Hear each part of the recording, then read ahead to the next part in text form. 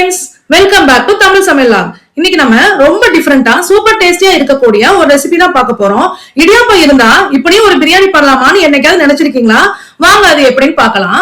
அடுப்புல ஒரு கடாய் வச்சுட்டு கடாய் சூடேறதும் ஆயில் ஆட் பண்ணிக்கோங்க. ஆயில் சூடேறினதும் ஒரு பெரிய வெங்காயத்தை வந்து சின்ன சின்ன பீசஸா கட் பண்ணி வச்சிருக்கேன், அதையும் ஆட் பண்ணிக்கலாம். இந்த ரெசிபிக்கு தேவையான சால்ட்டை வந்து இந்த ஸ்டேஜ்லயே நீங்க ஆட் பண்ணிருங்க, அப்பதான் வெங்காயம் சீக்கிரமா வதங்கும். இப்ப இந்த வெங்காயத்தை நல்லா வதக்கிக்கலாம்.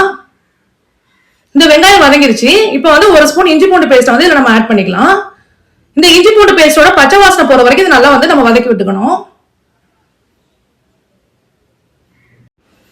இப்போ இந்த ஸ்டேஜ்ல 2 தக்காளி வந்து சின்ன சின்ன பீசஸா கட் பண்ணி வச்சிருந்திருக்கேன், அதையும் இதுல நம்ம ஆட் பண்ணிக்கலாம்.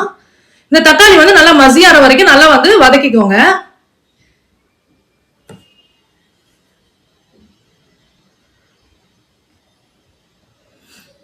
இப்ப இந்த தக்காளி நல்லா வதங்கிருச்சு. இப்ப இதுக்கு தேவையான மசாலா வந்து 1/2 ஸ்பூன் மிளகாத்தூளும் 1/4 ஸ்பூன் மிளகுத்தூள் 1/4 ஸ்பூன் வந்து பிரியாணி மசாலா சேர்த்துக்கோங்க. கொஞ்சம் மஞ்சத்தூள் ஆட் பண்ணிக்கோங்க. இது எல்லாமே பச்சை வாசனை போனதுக்கு அப்புறம் 3 முட்டையும் வந்து நம்ம ஆட் பண்ணிட்டு அதை நல்லா வந்து வதக்கிக்கலாம்.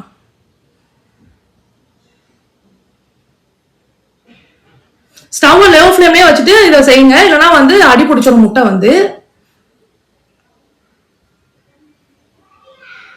இப்போ இது லோ ஃப்ளேம்ல வச்சுட்டு சைடுல நம்ம இதுக்கு தேவையான இடியாப்பத்தை வந்து நம்ம ரெடி பண்ணிடலாம். நான் இன்னைக்கு இடியாப்பம் வந்து 6 இடியாப்பம் வந்து அவிச்சு எடுத்து வச்சிருக்கேன். அதை வந்து உதுத்து விட்டுக்கோங்க. ஜென்டலா உதுத்து விடுங்க, ரொம்ப ரொம்ப வந்து அழுத்தம் கொடுத்து உதுக்க வேண்டாம்.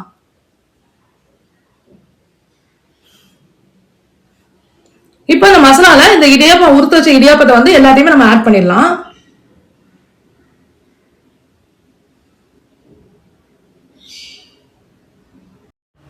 வீட்டுல எல்லாருமே இந்த ரெசிபியை ட்ரை பண்ணி பாருங்க. ரொம்ப ஈஸியா செஞ்சிடலாம். ஒரு 5 நிமிஷத்துல இந்த வேலை நமக்கு முடிஞ்சிடும். ஸ்கூலுக்கு லஞ்ச் பாக்ஸ் ரெசிபியா இந்த பசங்களுக்கு வந்து காலை சட்டுன்னு நீங்க செஞ்சு கொடுத்து அனுப்பலாம்.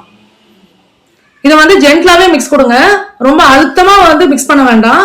பிரியாணி வந்து நமக்கு உதிரி உதிரியா கிடைக்காது இல்லைன்னா. இந்த ரெசிபி உங்களுக்கு வந்து செஞ்சு பார்த்துட்டு எப்படி இருந்துச்சுன்னு நீங்க எனக்கு கமெண்ட் பண்ணுங்க.